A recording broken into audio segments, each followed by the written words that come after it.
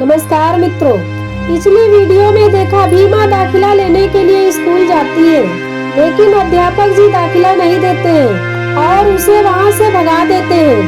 भीमा और उसकी माँ जाने लगती है। तभी अचानक से बाबा साहब भीमा को आवाज देते हैं और समझाते हैं। तो आइए मित्रों, अब और आगे जानते हैं। भीमा की माँ हाथ पकड़कर ले जाने लगती है, लेकिन भीमा बाबा साहब की बीती बातों को सोचने लगती है और अपनी माँ से कहती है, एक कसम तोड़ने से भविष्य अच्छा हो रहा हो तो तोड़ देते हैं ऐसी कसम को। और अपना हाथ हटाकर स्कूल की तरफ जाती है और कहती है, हेड मास्टर साहब। लेकिन हेड मास्टर जी फिर से दूर जाने को बोलते हैं और गुस्से में आकर कहते हैं, अब क्या है? भीमा कहती है कि देश के संविधान में लिखा है पढ़ना सबका अधिकार है। विद्यालय की चौखट पर कोई भी आए उसको लौटा नहीं सकते। विद्यालय भिक्षा देने की जगह नहीं है, बल्कि सक्षम बनाने की एक प्रयोगशाला है। अब अगर पढ़ाई की तरफ एक कदम बढ़ाएंगे तो भविष्य बदलेगा, और अगर लौटकर चले जाएंगे तो जैसे है वैसे ही रह जाएंगे हम और हमारी बिरादरी भी। इसीलिए मैंने तय किया है कि भीमा पढ़ेगी,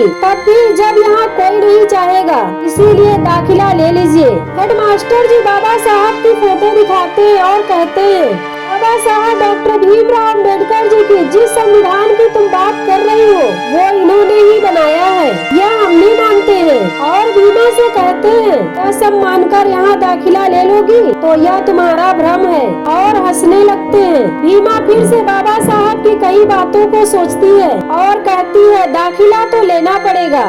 तभी गुरुजी गुस्सा जाते हैं और चपरासी से कहते हैं कि इन माँ बेटी को धक्के मारकर निकालो यहाँ से। चपरासी उन दोनों को भगाने लगता है। भीमा की माँ भी भीमा से चलने को कहती है, लेकिन भीमा माँ से हाथ छुड़ाकर स्कूल में हेडमास्टर के ऑफिस में घुस जाती है और बाबा साहब का फोटो उठा लेती है। तभी चपरासी आ जाता है और कहता है कि यह बाबा साहब की फोटो चुरा रही है। स्कूल के सभी अध्यापक कहते हैं, तुम्हारी बेटी फोटो चुरा रही है। माँ कहती है, हमारी बेटी चोर नहीं है।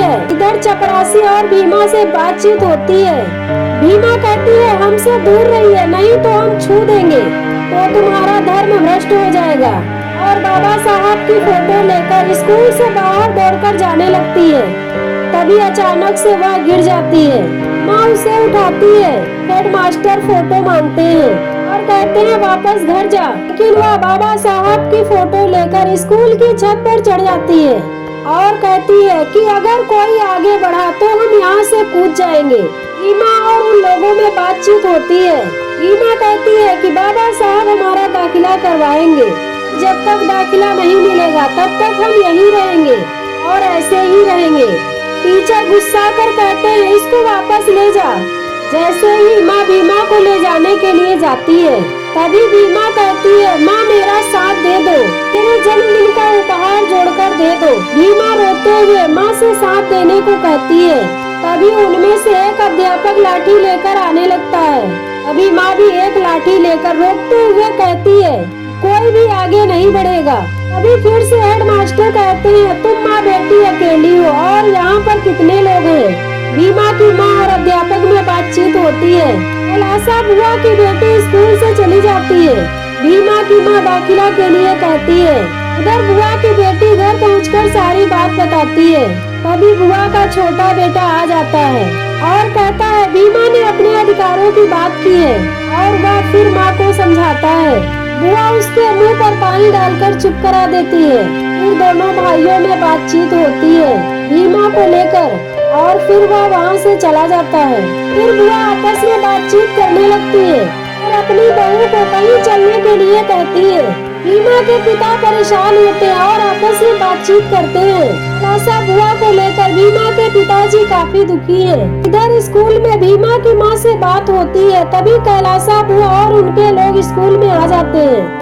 से कैलासा बुआ भीमा को देखते हुए हेडमास्टर से कहती है कि प्रिंसिपल साहब लड़ाई झगड़ा ये सब क्या है, और समझाती है। और अपने बेटे से कहती है कि बच्चे लोगों में समोसा बंटवाओ, और भीमा की माँ से लाठी फेंकने को कहती है। और फिर मजाक लेते हुए कहती है, देखें कौन जीतता है। तभी भीमा के परिवार वाले स्कूल में आ जाते हैं और कैलासा बुआ के हाथ जोड़ते हैं। भीमा को घर ले जाने को कहते हैं। तभी फिर से भीमा कहती है, अगर हम यहाँ से जाएंगे तो दाखिला लेकर ही जाएंगे।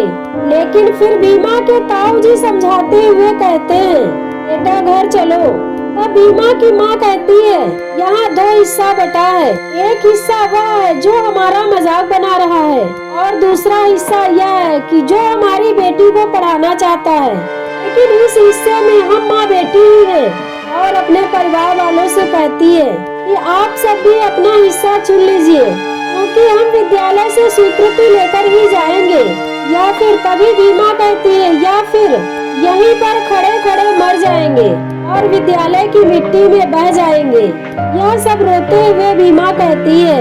तभी एपिसोड नंबर 4 समाप्त हो जाता है। मित्रों, इस कहानी के बारे में आपकी क्या राय है, कमेंट कीजिएगा और हमारे चैनल को लाइक और सब्सक्राइब कीजिएगा। जय हिंद, जय भारत, जय संविधान।